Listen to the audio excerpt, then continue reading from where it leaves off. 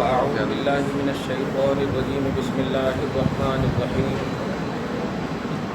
سنلقي في قلوب الذين كفروا الرعب بما أشركوا بالله ما لم ينزل به سلطان ومأواهم النار وبئس مثوى الظالمين صدق الله العظيم. حصول برکت کے لیے درود شریف پڑھ لیجیے. اللہم صلی وسلم بارک علی سیدنا و شفیعنا وحبیبنا و مولانا محمد معدن الجود والکرم وعلی آلہ الکرام وابنہ الکریم وآلہ واصحابہ وبارک وسلم صلی اللہ تعالی علیہ وسلم. سورہ آل عمران کی آیت نمبر 150 تک کا درس ہو چکا ہے. غزوہ احد اور اس سے ریلیٹڈ بات جاری ہے. اللہ سبحانہ فرماتا ہے سنلقی فی قلوب الذین کفروا الرعب. صحابہ کرام بیس ہیں، لیکن اس آیت کریمہ میں موجودہ حالات کے تناظر میں ایک عظیم الشان راز کامیابی ہمیں حاصل ہوگا. وہ یہ کہ اگر ہم اپنی توحید اور رسالت میں کمپلیٹ ہیں تو اللہ پاک ہمارے اپوزیشن کے دلوں میں ہمارا روح ڈال دے گا. یہ اس کا وعدہ ہے. اللہ پاک دیکھیے فرماتا ہے سنلقی فی قلوب الذین کفروا، ان قریب ہم کافروں کے دلوں میں الرعب روب ڈال دیں گے. وجہ کیا ہے؟ بما اشرکوا باللہ، کیونکہ وہ اللہ کے ساتھ شرک کرتے ہیں اور ہم اللہ کی توحید پرستی میں ہیں. الحمدللہ ہم اللہ کو پوجتے ہیں، اس کی عبادت کرتے ہیں. یہ وہ وعدہ ہے کہ آج کے حساب سے ہماری باتیں کھل جاتی ہیں کہ جتنے بھی اپوزیشن ہیں اسلام اور مسلمان کے، وہ سب مشرک ہیں، کافر ہیں. تو ہمیں ایسی صورت میں خاص طور سے توحید اور رسالت کا دامن پختہ رکھنا چاہیے. رب کا وعدہ ہے کہ ہم کافروں کے دلوں میں تیرا روب ڈال دیں گے. وعدہ ہے اللہ. ہم غافل ہو جاتے ہیں، اس لیے ان کے ڈلے ہوئے روب کا ہم مشاہدہ نہیں کر سکتے. وہ ڈرے ہوئے رہتے ہیں، اس لیے وہ پڑھا کچھ نہ کچھ بک دیتے ہیں. ایک دن بکتے ہیں سنویدھان سے چلتا ہے انڈیا، دوسرے دن مطلب ہے کہ شریعہ وغیرہ کی بات کرنا شروع کر دیتے ہیں. کیا بات ہے؟ سنلقی فی قلوب الذین کفروا الرعب، ان قریب ہم کافروں کے دلوں میں ڈال دیں گے روب کو بما اشرکوا، اس وجہ سے کہ ان لوگوں نے شرک کیا باللہ اللہ کے ساتھ، ماں ایسی چیز کو لم ينزل به سلطانہ، جس کی کوئی گواہی اللہ نے نازل نہیں کی. کوئی گواہی اللہ نے نازل نہیں کی. کیا گواہی ہے؟ اس کو اس نے پیدا کیا، اس نے جو پیدا کیے سو پوچھتے، پیدا کیے سو پوچھتے. اللہ پاک آگے ومأواہم النار، ان کا ٹھکانہ جہنم. وبئس مثوى الظالمین، اور ظالموں کا بہت برا بستر ہے، بہت برا ٹھکانہ. اللہ پاک اوپر کہا شرک کرنے والے، کفر بھی کہا، ظلم بھی کہا. تینوں باتیں. کس کے اپوزیشن؟ توحید پرستوں کے اپوزیشن. کافر بھی ہیں، مشرک بھی ہیں، ظالم بھی ہیں. اور تینوں چیز آپ نظر آ رہی. آپ دیکھیے اللہ پاک ہمارے قانون کی حفاظت فرمائے، مسلمان کی حفاظت فرمائے. دیکھیے وعدہ وَلَقَدْ صَدَقَكُمُ اللَّهُ، اوپر میں روب ڈال دوں گا اور نیچے دیکھیے کہہ رہا ایمان والوں سے اللہ تعالیٰ نے تم سے یہ وعدہ سچ کر دکھایا. وعدہ کیا تھا کہ تم توحید پرست رہو گے، اللہ کے رسول کے دامن کرم سے وابستہ رہو گے، تو ہم تمہاری کامیابی کا راز ہم تمہیں بتا دیتے ہیں، تم کو ہم کامیاب کریں گے. انتم الاعلون ان کنتم مؤمنین. شرط یہ ہے کہ تم توحید پر قائم رہو، ایمان پر قائم رہو. قائم رہو گے تو وَلَقَدْ صَدَقَكُمُ اللَّهُ وَعْدَهُ، اللہ تعالیٰ نے اپنا اس طرح سچ کر وعدہ دکھایا کہ اس تحسونہم بِإِذْنِہ، اللہ کے اذن سے تم کافروں کو قتل کر رہے تھے. یہاں پر قتل سے بہتر ترجمہ، کافروں کو تم ان کی حیثیت سکھا رہے ہیں. دعوت دیا نا توحید کی، نہیں مانا آ گئے. اچھا، کبھی بھی نبی کے ہوتے ہوئے کوئی بھی صحابی کسی بھی کافر سے خون ریزی نہیں کیا، لڑائی نہیں کیا، جنگ نہیں کیا، جب تک رسول کا اشارہ نہ ہوا جب تک اللہ تعالیٰ کا آرڈر نہ ہوا. یہ توحید کی پختگی ہے کہ کسی بھی خدا نہ قبول دے اور رسول نہ قبول دے، اللہ اور اس کا رسول۔ آج اللہ اس کے رسول کے خلاف بولا جا رہا ہے کہ اسلام کا نام اگر لیا جائے، مسلمان کا نام لیا جائے تو تھوڑی دیر کے لیے ہم خاموش رہ سکتے ہیں، لیکن ڈائریکٹ رسول کو نہیں مانیں گے، کیا ضرورت ہے اس کو کرنے کی؟ یہ ہندو استھان کی باتیں، اللہ سے دشمنی نہیں لینی چاہیے، ورنہ اللہ پاک صاحب کہہ دیا ہے ہم مومنوں کی مدد کریں گے، اور اللہ پاک اپوزیشن کے مقابلے میں مومنوں کے گناہ کو نہیں دیکھتا، ایمان کو دیکھتا ہے، ایمان کو دیکھتا ہے۔ توحید پرست ہیں آپ، اگرچہ گناہ گار ہیں، لیکن وہ توحید پرست نہیں ہے تو ان پر آپ کی مدد فرمائے گا، یہ اللہ تبارک ہے۔ اللہ تعالیٰ ہم سب کو توحید کے ساتھ ساتھ عبادت کرنے والا بھی مکمل طور پر بنائے، وعدہ ہے۔ حتیٰ اذا فشلتم، مار تو رہے تھے میری مدد سے، مار تو رہے تھے، حتیٰ اذا فشلتم، لیکن یہاں تک کہ جب تم تھوڑی سی، اب یہاں پر میری ہمت نہیں ہو رہی کہ میں ترجمہ کروں، بزدلی صحابہ ہیں ان کے مخاطب، یہاں تک کہ تم اپنے لاجک پر عمل کیے، ایسا ترجمہ کر دیتا ہوں، بزدل ترجمہ کرے تو ہمت نہیں ہوتی، بڑے عام سا ولی کو یہ جملہ بولنے میں ہمت نہیں ہوتی، وہ تو اصل الاولیاء ہے، ولیوں کے جڑ ہیں۔ وَتَنَازَعْتُمْ فِي الْأَمْرِ، اور اللہ کے رسول نے احد کے موقع سے کہا تھا کہ جب تک میرا دوسرا آرڈر نہ آ جائے ہٹنا نہیں، لیکن تم معاملات میں اور امر میں جھگڑا کر بیٹھے، عبداللہ بن جبیر وغیرہ سے جھگڑا کر بیٹھے، وَعَصَيْتُمْ، اور انکار کر بیٹھے، مِن بَعْدِ مَا أَرَاكُمْ مَا تُحِبُّونَ، بعد اس کے کہ تمہیں اللہ نے وہ چیز دکھایا جس کو تم پسند کر رہے تھے، یعنی کہہ رہے تھے ارے مال و دولت سامنے ہے یار، جیت چکے ہیں وہ لوگ، تم آ گئے، لینا چاہیے نا، ایسا اللہ تعالیٰ نے دکھایا یہ چیز، تو اس کی طرف تم اپنی محبوب، اپنی خواہش کی طرف تم بڑھنے کے لیے اللہ تعالیٰ نے دکھایا تھا، یہ آزمائش تھی۔ منکم من یرید الدنیا ومنکم من یرید الآخرہ، کچھ لوگ تو وہ تھے جو دنیا کو ترجیح دے کر کے اس میں مگن رہے، اور کچھ لوگ وہ تھے جو آخرت کو ترجیح دے کر کے رسول پاک کے آرڈر پر کھوڑے، اگرچہ تعداد میں کم تھے۔ ثم صرفکم عنہم، یہ ہماری پوزیشن بتا رہا ہے، پھر اللہ تبارک و تعالیٰ تم کو ان سے مغلوب کر دیا، تم کو مغلوب کر دیا، یہ تم مال و دولت کے پیچھے رہتے، ایسا چاروں بغل سے پھر احد میں ایسا حملہ کرے وہ لوگ ادھر سے ادھر سے ایک دم تتر بتر ہو گئے کیوں تم دنیا کے اس میں چلے گئے، دنیا کے اس میں چلے گئے؟ اگر تم اللہ اس کے رسول کے اوپر رہتے تو دنیا اللہ رسول لا کر کے دے دیتا، تم دنیا دکھائے، دنیا کے اس میں چلے گا، اللہ رسول کو چھوڑ دیے، بھول گئے۔ ثم صرفکم عنہم، پھر تمہیں ان سے مغلوب کر دیا، یہ بات اس لیے تھی کہ لیبتلیکم، تاکہ وہ اللہ تمہیں آزمائے، وہی دکھایا تھا، وہی دکھایا تھا۔ کیا کئی ایسے موقع نہیں آئے کہ رسول اللہ صلی اللہ علیہ وسلم نے دعوت کیا، کھان کچا جانتے ہیں، خدا کرے آپ ہم سب جائیں اور گئے بھی ہوں گے، پیچھے کے سائڈ میں جب حضور علیہ السلام کا روزہ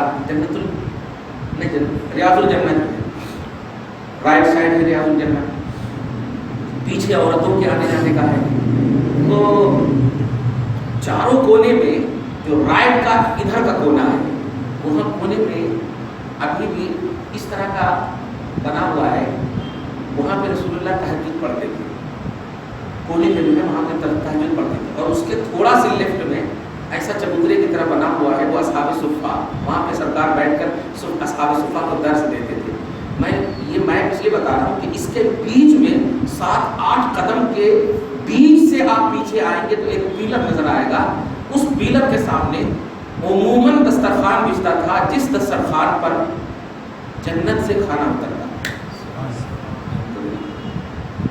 خدا کرے وہاں سجدہ نصیب کو کرنا۔ تو یہ جو دنیاوی چیزوں کی طرف تم مائل ہو گئے، جبکہ اللہ تعالیٰ نے کئی موقع سے تمہیں ایسے اچھے کھلائے، کس طرح سے تمہاری زندگی کو سنوارا، لیکن تم نے دنیا کو ترجیح دے دیا، لو مغلوبیت تمہارے سامنے آ گئی، اور یہاں تک دیکھنا پڑا تم کو کہ رسول پاک کے دندان مبارک کا بھی مسئلہ آ گیا وہاں پر، ایسا اس طرح کا دن دکھانا پڑا۔ تو لیبتلیکم، یہ آزمائش تھی، یہ کہا خدا کی قسم بڑا اچھا جملہ لگتا ہے جب آزمائش کا، کیونکہ آزمایا اپنوں کو جاتا ہے، آزمایا غیر کو نہیں جاتا، اپنوں کو آزمایا جاتا ہے، آزمائش تھی، ہم نے آزمایا تمہیں، وَلَقَدْ عَفَا عَنْكُمْ، کہ ہم نے تمہیں معاف کر دیا، دنیا بھی دکھایا، دنیا کی طرف مائل بھی کیا، لیکن احساس ہو گیا کہ ہماری بھول نے آج میرے آقا کے دندان مبارک کا مسئلہ لا دیا.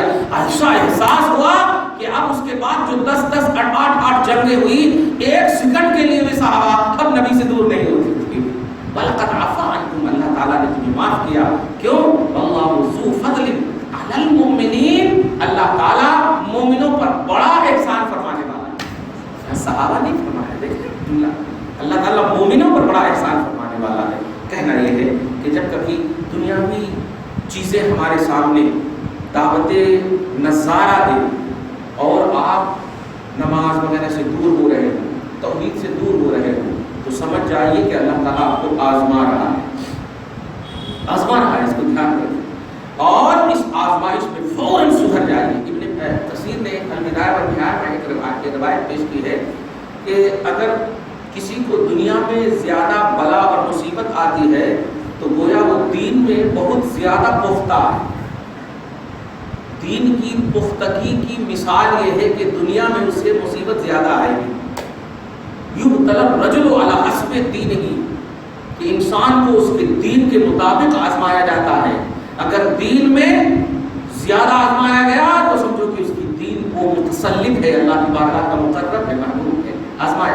اس سے بہتر کیا سمجھیں گے کہ امام حسین جنتی نوجوانوں کے سردار ہونے کے باوجود باپ رے باپ آزمائش ایسی کہ کیا کہے، کلمہ پڑھنے والے ان کا گردن کاٹ رہے. بتائیے بہت تھے جیسے کلمہ ہی تو پڑھ رہے تھے، نماز پڑھنے والے ان کے گردن کے ان کے مطلب در پہ آزار ہیں. کتنی تکلیف ہوئی ہوگی جب علی اصغر کے حلقوم پر تیر آیا ہوگا. تو آپ ذرا سوچئے، ہم لوگ صرف بولتے ہیں تو کب پہ آ جاتی ہے، وہاں دیکھا ہوگا انہوں نے اپنے آنکھ، کتنی تکلیف ہوئی ہوگی. اللہ اللہ.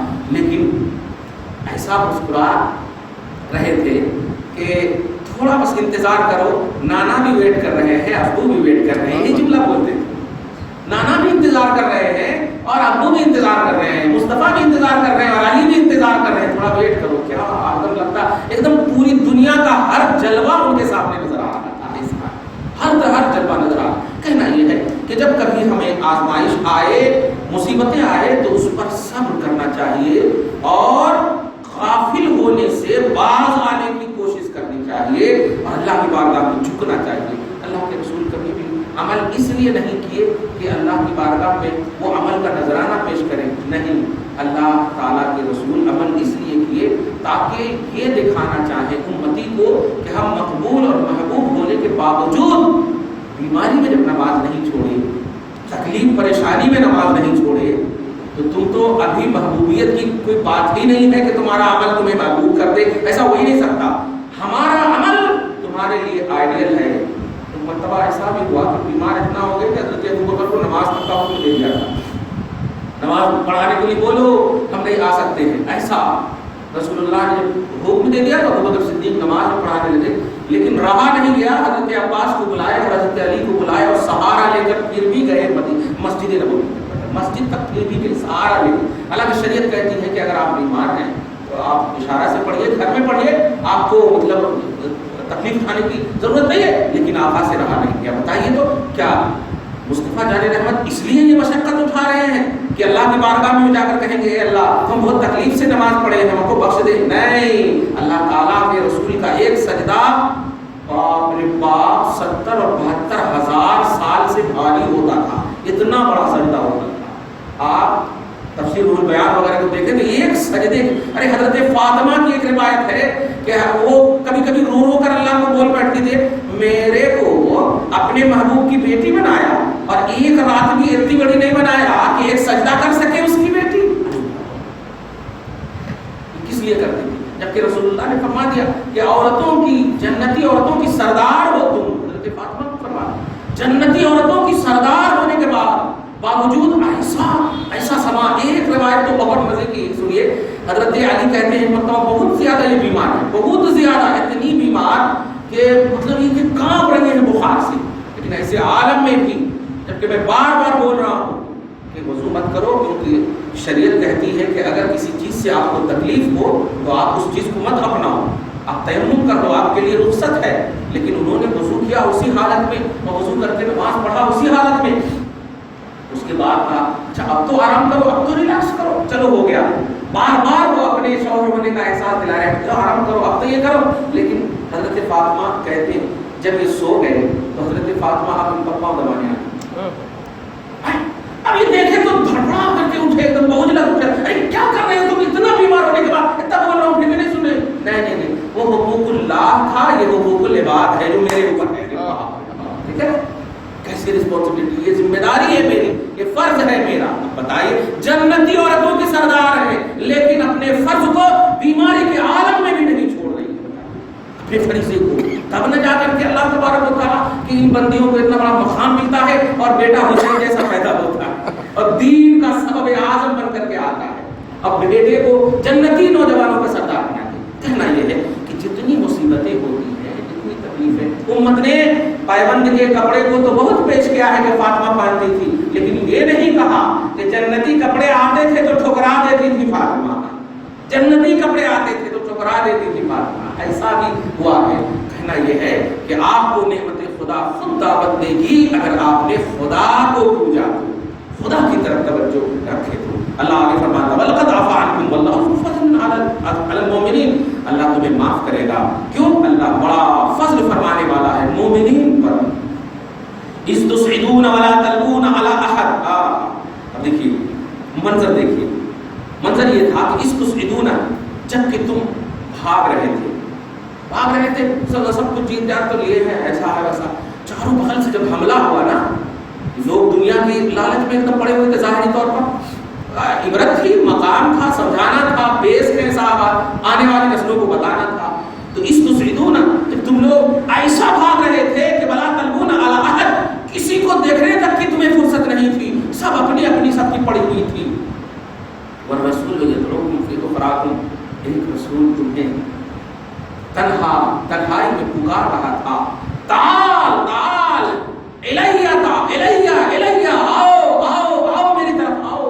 پکار رہے تھے رسول، لیکن تم لوگ اپنی جان کی پڑی تھی. اتنا چاروں بغل سے جب حملہ ہو گیا، تتر ہو گئے سب، بالکل سب بھاگے. تو رسول فی اخراکم، رسول تمہیں آخر میں ایک تنہائی میں پکار رہے تھے، لیکن ان میں 10 جنے بس کچھ جنوں کے یہ مطلب پاؤں کے استباد میں اللہ تعالیٰ نے چن لیا تھا.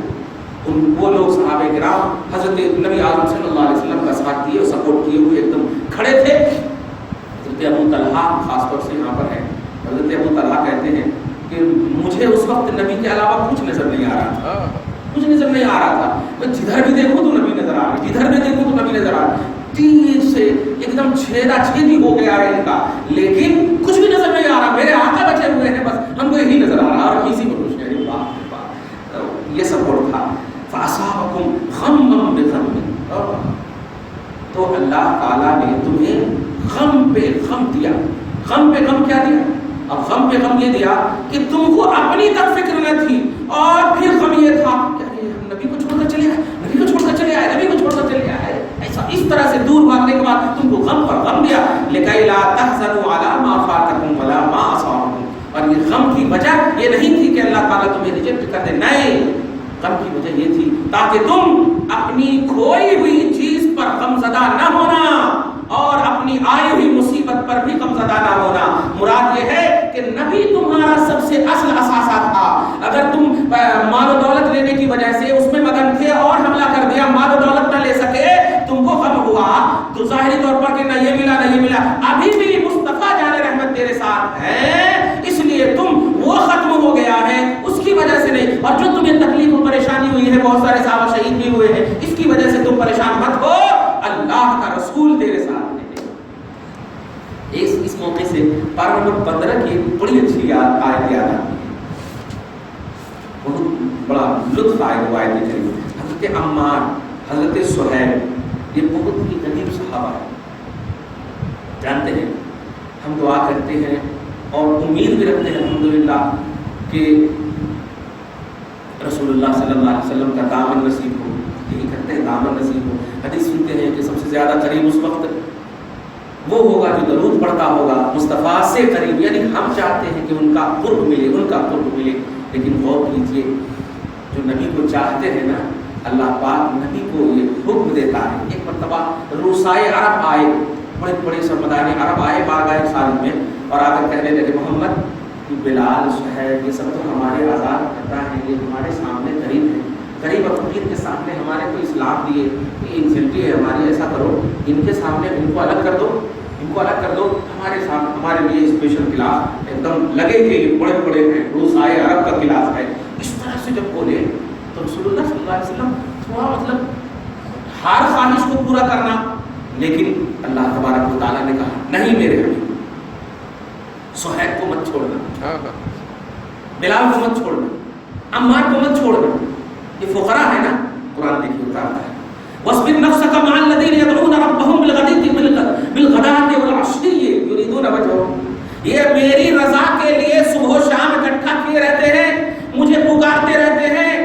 آپ کو یہ توحید کا آرڈر ہے کہ آپ ان کا ساتھ مت چھوڑنا.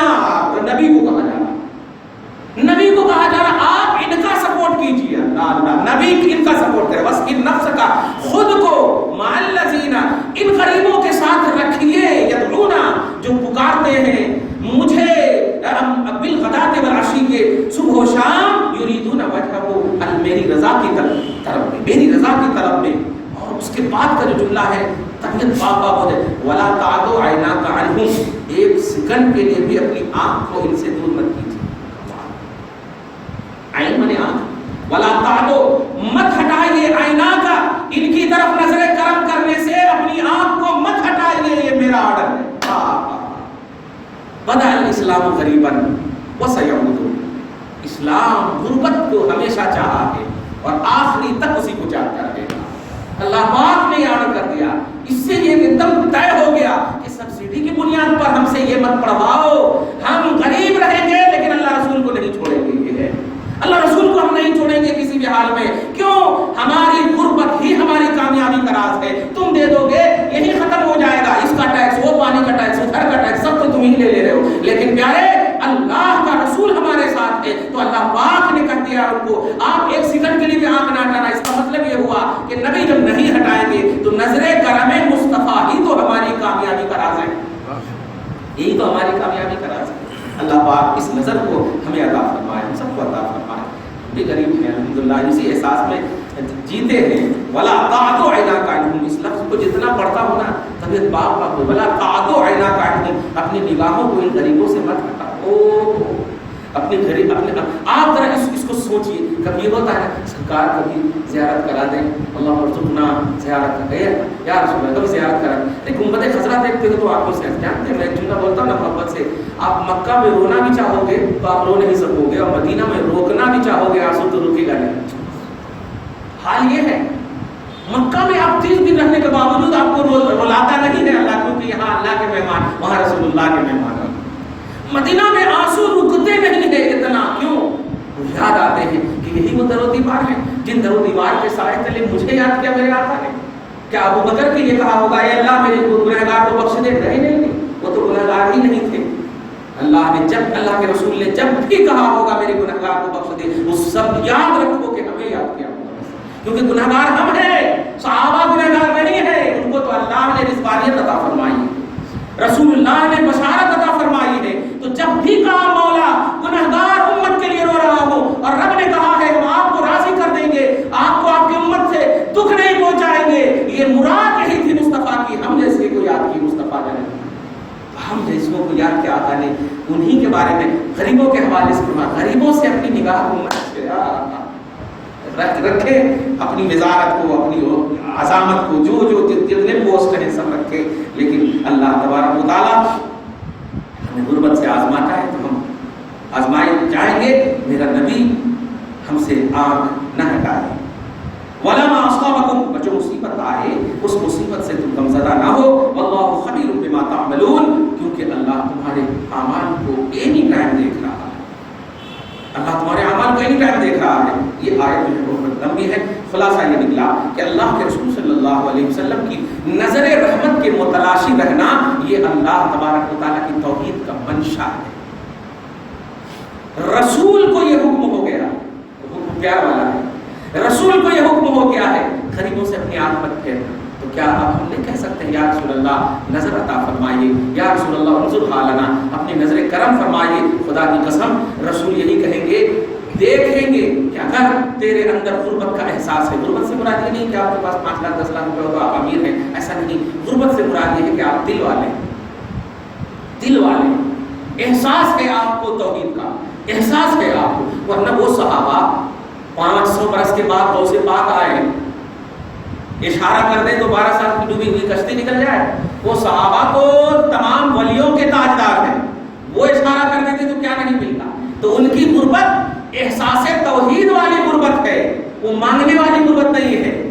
کھٹ ہے توحید میں، کھٹ ہے رسالت میں، وہ ہے ان کی غربت. کسی اور کی طرف اپنے ہاتھ کو نہ پھیلانا یہ ہے. ورنہ آپ ہم ذرا سا بھی اگر مطلب کبھی غریبی کا کچھ احساس ہو تو ہم تو اپنا غریبی کو دور کرنے کی کوشش کرتے ہیں، قرضہ لے لیتے ہیں، ادھر لے لیتے ہیں، ادھر لے لیتے ہیں. لیکن نہیں، مصطفیٰ جان رحمت کے صحابی کبھی کسی سے قرضہ نہیں، کبھی کسی سے مانگ نہیں. کیوں؟ اللہ کے رسول نے منع کر دیا تھا، میں کھلاؤں گا تو کھانا، میں پلاؤں گا تو پینا. یہ اصحاب صفہ کیا تھے؟ غریبی تو تھے، لیکن نہیں، کبھی نہیں انہوں نے مانگا. اور ایک ایک پیالے میں کہ تک کا پلا دیا. معلوم ہے سب آپ کو کہنا یہ کہ وہ جو غریب تھے وہ احساس توحید میں غریب تھے، وہ دولت اور مال کی بنیاد پر غریب نہیں تھے. ان کو بھوکا رہنے میں بھی مزہ آتا تھا، بھوکا رہنے میں بھی. ایک مرتبہ تو ایسا ہوا کہ نبی کی اتباع میں کنٹینیو لوگ بھی روزہ رکھنے لگے تو ایک دم جب پیٹ اندر جانے لگا تو عظمت مصطفیٰ بتانا مقصود تھا. رسول پاک صلی اللہ علیہ وسلم نے کہا ایکم مثلی، اے میرے پیارے تم میری طرح نہیں ہو کہ میری طرح کرنے لگو. تم میری طرح نہیں ہو، مجھے میرا رب ڈائریکٹ کھلاتا پلاتا ہے اور میں تجھے اپنے سے کھلاتا پلاتا ہوں. اگر تم میری طرح ہو جاؤ گے. رسول اللہ اصل میں کنٹینیو کبھی کبھی روزہ رکھنا شروع کر دیتے تھے. عائشہ تو فرماتی ہے کبھی ایسا ہوتا ہے کہ لگتا کبھی چھوڑیں گے ہی نہیں روزہ، اور کبھی ایسا چھوڑتے کہ کبھی رکھیں گے ہی نہیں روزہ. ایسا بھی ہوتا تھا. اسی لیے کنٹینیو روزہ رکھنا مکروہ بتایا گیا ہے. کیوں؟ امت مصطفیٰ پر شفقت کرنے کے لیے کہ نبی نے جب صحابہ کو یہ آرڈر دے دیا کہ تم ایسا مت کرنا، تمہارا بھوکا رہنا مجھے تکلیف دیتا ہے. کھاتے رہو. مصطفیٰ جان رحمت صلی اللہ علیہ وسلم کا یہ مشن ہے، مصطفیٰ جان رحمت کا یہ مشن ہے. بلکہ میں تو اہل بیت کا مشن ہی بتا دیا ہوں کہ آپ کے گھرانے کا تو یہ مشن تھا کہ بھوکے رہ کر کے غیر کو کھلانا. خود بھوکے رہتے تھے اور دوسروں کو کھلاتے تھے. یہ نبوی مشن ہے. اہل بیت کا بھی یہی مشن ہونا چاہیے. خیر، آج کی خصوصی گفتگو یہ تھی کہ ہمیں آزمائش اور پریشانیوں کی بنیاد پر کبھی بھی صبر کا دامن نہیں چھوڑنا چاہیے. آپ کو پوچھنا چاہیے جی. بار بار یہ کہہ رہے ہیں کہ بار بار ایک ہی ساتھ میں 3 مرتبہ طلاق دے رہے ہیں کہ کیا یہ صحیح ہے؟ اور پھر تو مرسیڈیز پہ بھی ٹیلیفون پہ بھی 3 مرتبہ ایک دم طلاق دے رہے ہیں ایک ہی دم میں. تو یہ تو غلط بات ہے، ایک ہی مرتبہ طلاق دے. آپ ہمیشہ ایک جملہ اس سلسلے میں سنے ہیں، کسی بات کا غلط ہونا اور ہے اور اس غلط بات کا اثر ہونا اور ہے. کسی نے ہمیں واٹس ایپ پر ماں کی گالی دی، گالی ہوگا یا نہیں؟ باپ کی گالی دی، نوٹ کیجیے گا پہلے ایک دم بہترین سے سمجھ. گالی ہوگا، میل کر دی، گالی ہوگا، صحیح ہے. طلاق کا جو مسئلہ ہے یہ کبھی بھی بیڈ پر بیٹھ کر کے دلہا اور دلہن محبت اور پیار بھرے ماحول میں رہ کر کے کہے کہ میں تجھے طلاق دیتا ہوں، یہ صورت ہی نہیں.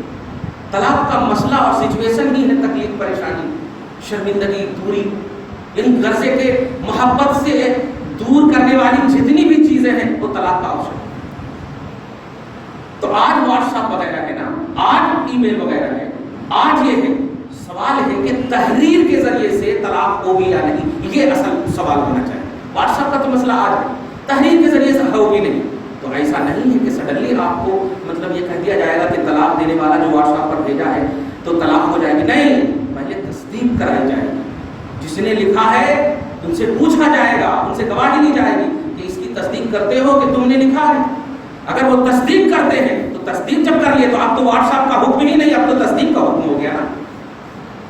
آپ نے مجھے کچھ بھیجا، ہم نے بھیجے ہوئے پر بھروسہ نہیں کیا، آپ کے پاس گئے اور آپ سے پوچھے یہ آپ نے بھیجا ہے، اب تصدیق ہو گئی تو اب اس کا لحاظ نہیں ہے، آپ کا لحاظ ہے.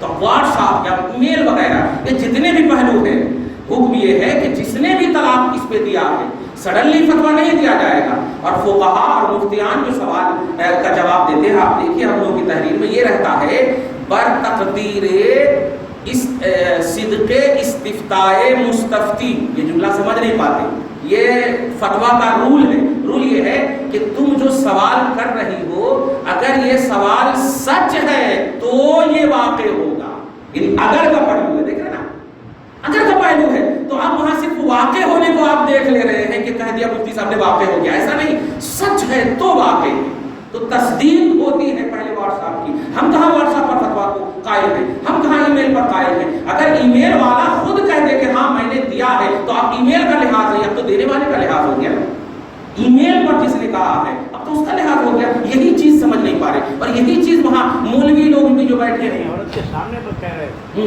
3 طرح کی دم میں۔ ایک بات تو یہ ہوئی، یہ واٹس ایپ، ای میل، یہ فیس بک، یہ سب پر جو دے رہے ہیں اس میں اس کا ہم لحاظ نہیں، شریعت اس کا لحاظ نہیں کر رہی ہے، دینے والے کا لحاظ کر رہی ہے، ایک بات۔ اور ایک جو ایک ہی دم میں دے رہے ہیں تو اس پہ بھی اللہ تبارک و تعالیٰ نے شریعت محمدی کہتی ہے کہ ایک دم میں بھی دینے والا طلاق کا وقوع تو ہو جائے گا، اب اس میں دیکھا جائے گا کہ دینے والے کی نیت، دینے والے کے ارادے، ان کے طریقے، ان کا مذاکرہ، ان کا مقصد، یہ ساری چیزیں کنڈیشن ہے، ایسا نہیں ہے کہ بالکل دے دیے تو ہو جاتا کیا۔ اور اس میں سب سے بڑی چیز یہ ہے کہ آپ سنجیدگی سے بات کیجیے، کیونکہ یہ مسئلہ ہے، تھوپنے کی بات نہیں ہونی چاہیے، لیکن ڈیبیٹ پہ آپ دیکھیے تھوپنے کی بات، ہو جاتا کیا، ہو جاتا کیا۔ اصل بابا بار بار بول رہے ہیں کہ بھائی آپ پہلے میری تفصیل تو سنو، آپ خالی ایک دم بالکل یہ رہیں گے، ایک دم تانے رہیں گے گولی بندوق لے کر کے، تو ایسا کیسے ہوتا؟ ایسا نہیں۔ ایک چھوٹی سی مثال کہ بغیر وضو کے نماز ہو جاتی کیا؟ ہاں یا نہیں بولو، ایسا کیسے ہوتا ہے؟ ہاں یا نہیں بولو، ہم کہتے ہیں ہوتی بھی نہیں بھی ہوتی، آپ بتائیے، ہوتی بھی نہیں بھی ہوتی۔ اگر پانی موجود ہے اور وضو نہیں کر رہے تو نہیں ہوتی، اور پانی موجود نہیں ہے تیمم کر لے تو ہو جاتی۔ دیکھیے دونوں صورت ہو گئی نا۔ اب اگر آپ بولے نہیں ہوتی یا نہیں ہوتی میں جواب دو، یس یا نو میں جواب، ایسے کیسے ہوتا؟ آپ خود بول رہے ہیں کہ طلاق کی قسم جو ہے بدعت ہے، طلاق کی قسم حسن ہے، طلاق کی قسم احسن ہے، تو اب اس کا ڈیفینیشن ہونا نا کہ یہ جو واٹس ایپ پر دیا ہے، ان واٹ لگانے والوں سے پوچھیں گے کہ یہ کون سی طلاق ہے، تم بتاؤ۔ ہم کیوں متعین کر رہے ہیں کہ یہ دیا ہے تو ایسا ہو گیا ویسا ہو گیا؟ دینے والے سے پوچھا جائے۔ قائل جب موجود ہو تو قول کا اس کے اعتبار سے لحاظ ہوتا ہے، آپ متعین مت کرنا ان کی مراد۔ قائل موجود ہو، کہنے والا جب موجود ہو، یہ فتویٰ ہے اور اسی کو نہیں سمجھ پا رہے۔ اور سب سے بڑی بات ہماری طرف سے ایک جملہ ہمیشہ کے لیے کہ طلاق یہ سیکنڈ آپشن ہے، نکاح کی خرابی کو ختم کر دو، خدا کی قسم ہر شادی سکسیسفل ہوگی، ہر شادی سکسیسفل ہوگی۔ یہ 10 جنے بیٹھے ہیں نا، شادی کرا دو، 5 لاکھ روپیہ تم نے بچایا، اس 5 لاکھ روپے میں الحمدللہ جوڑا ایک بہترین سے اپنی زندگی گزارے گا۔ جوڑے بوڑے کو ختم کرو نا، نکاح کے آپشن میں جتنی بھی گڑبڑیاں ہیں، ڈھول تاشے باجے، اچھا لڑکیاں میک اپ کرتی ہیں، وضو اس لیے نہیں کر رہی ہے کہ میک اپ خراب ہو جائے گا، صحیح ہے کہ نہیں؟ آپ بتائیے وضو اس لیے نہیں کر رہے میک اپ خراب ہو جائے گا، اور پتلون اس لیے نہیں کہ چور ہو جائے گا، اور نماز اس لیے نہیں پڑھ رہے ہو شادی، اس دن تو فجر کی نماز کوئی دلہا دلہن پڑھتے نہیں، نماز پڑھتی نہیں، کہاں سے وہ سکسیسفل؟ طلاق کی نوبت آئے گی کہ نہیں؟ طلاق تو نکاح کے بعد ہے، نکاح پر خدا کا فضل ہوگا، اسی لیے نبی نے کہا تھا میری سنت ہے، خدا کی سنت نہیں ہے، میری سنت مطلب میرے کو دیکھنا کہ میں نے کیسے کیا ہے، یہ ہے سنت۔ لیکن یہ لوگ اس کو نہیں ختم کریں گے، جانتے ہیں کیوں؟ کیونکہ گانا بجانا ناچنا ان کا کلچر ہے، ان کا سنویدھان ہے، اور نکاح وغیرہ میں یہ سب ختم کر دیں گے تو 500 کروڑ روپے نوٹ بندی میں بھی خرچ کیے گئے ہیں کرناٹک میں، معلوم ہے؟ بی جے پی کے لیڈر ہی تو تھے وہ 500 کروڑ روپے اپنی بیٹی کی شادی میں، یہ کہاں گیا؟ اس لیے یہ لوگ بک رہے ہیں، اس طرف دھیان ہے ہمارا الحمدللہ، بلکہ ہمیں ایکٹیو ہونے کا ایک موقع دیا ہے۔ میں نے ہر جگہ آج درس یہ دیا ہے کہ ہر شخص گھر میں قرآن پاک کا مطالعہ کرے، 24 گھنٹے میں 23 گھنٹہ آپ لیجئے، 1 گھنٹہ اسلام کے لیے آپ رکھیے، وہ 1 گھنٹے میں قرآن کا مطالعہ کیجئے، انشاءاللہ 2 مہینے میں صحیح پورے قرآن کا کانسٹیٹیوشن آپ کو معلوم ہوگا، ترجمہ کے ساتھ آپ پڑھیے، جو بات سمجھ میں نہ آئے اس کو سمجھیے۔ اگر آپ کو اب بھی موقع نہیں آپ نے نکالا تو یاد رکھیے گا کہ ایسی شازیہ علمی جیسی لوگ نیٹ کی دنیا والے، ہم لوگ 12 سال تک استاذ کے ڈنڈے کھا کر پڑھے، پلو کے چاولن کھا کر پڑھے، گرامر پڑھے، تب جا کر کے قرآن اور حدیث کی ریئلٹی کو سمجھے، اور اس پر بھی ابھی 10% بھی نہیں سمجھ رہے، اب وہ کہہ رہے ہیں ہمیں کسی چیز کی ضرورت نہیں، ہمیں حدیث بھی نہیں چاہیے، رات میں تو ایسا بول دیں، ہمیں حدیث بھی نہیں چاہیے، ہمیں صرف اللہ چاہیے، صرف الف لام میم کا ترجمہ اس سے پوچھ لیجئے کہ قرآن میں اس کا ترجمہ کر کے دکھاؤ۔ اگر قرآن حدیث نہیں چاہیے تو الف لام میم کا ترجمہ سورہ بقرہ کی پہلی آیت کریمہ، الف لام میم کا ترجمہ نہیں ہے تو پھر کیسے تمہارا سنویدھان مکمل ہوا؟ कैसे ये कानून मुकम्मल हुआ? बगैर मुस्तफ़ा के सहारे कुरान नहीं समझ सकते, बगैर सहाबा के सहारे कुरान नहीं समझ सकते, 1400 बरस वाले तो और भी नहीं समझ सकते। अलहम्दो की अलिफ पर एक एकदम आम बात समझ लीजिए, आप तर्जुमा देखेंगे तो तमाम तारीफ साबित है अल्लाह के लिए जो सारे जहान का रब है। ये उर्दू में आप तर्जुमा देखें। अब इंग्लिश में क्या है, अब क्या है वो आप समझ गए, ऑनली जो भी है। हम ये पूछना चाहते हैं कि तमाम का वर्ड कहाँ से लाए, तारीफ का वर्ड कहाँ से लाए, साबित का वर्ड कहाँ से लाए, है का वर्ड कहाँ से लाए, अल्लाह के लिए, अल्लाह तो समझ में आ रहा, के लिए कहाँ से लाए। ये सब जो ग्रामर अगर नहीं जानेंगे तो आप कैसे तर्जुमा समझ सकेंगे? अलहम्दो के अलिफ लाम में तमाम का वर्ड छुपा हुआ है, उसके बीच में साबित का वर्ड छुपा हुआ है। असली इबारत है अल जमीउ साबितुन लिल्लाहि ताला। अब बताइए ये कहाँ से कुछ दिख रहा है और नहीं दिख रहा है? आप कहोगे ये कैसे बोल दिए? तो फिर आप तो खुद तारीफ कर रहे हैं, तमाम तारीफ साबित है अल्लाह की। हम माने तो सिर्फ तारीफ होता, ये तमाम तारीफ कहाँ से आप ले आए? ग्रामर जब तक वाकिफ नहीं होंगे तो कैसे? आप हमें तो हदीस नहीं चाहिए, तो ग्रामर ही तो हदीस है, ग्रामर ही तो सहाबा है। कुरान में तो फिर सिर्फ नमाज पढ़ने का हुक्म है, 4 रकात तो नबी ने बताया, 3 रकात तो नबी ने बताया है। तो फिर कुरान को अगर ऑल इन ऑल मानती हो तुम तो फिर जाओ नमाज भी मत पढ़ो, नमाज कायम करने का हुक्म है, कायम करी रहो। कैसे कायम करोगी? जैसे भी करोगी कैफियत के बारे में सवाल होगा कि कुरान में ऐसा तो है नहीं। इसलिए हम लोग और भी एक्टिव होने का अल्हम्दुलिल्लाह मौका दिया गया है। ये हमारी बदगुमानी, हम पर बदगुमानी कर रहे हैं कि व्हाट्सएप के जरिए से तलाक दिया जा रहा। वो आम लोग होते हैं, आम मुअज्जिन साहब से फतवा पूछेंगे आप तो अब वो क्या करेंगे इज्जत बचाने के लिए? वो तो बोलेंगे कि नहीं जायज़ चाहिए करनी। अरे आपको फतवा में दारुल इफ्ता से पूछना होगा, सही है?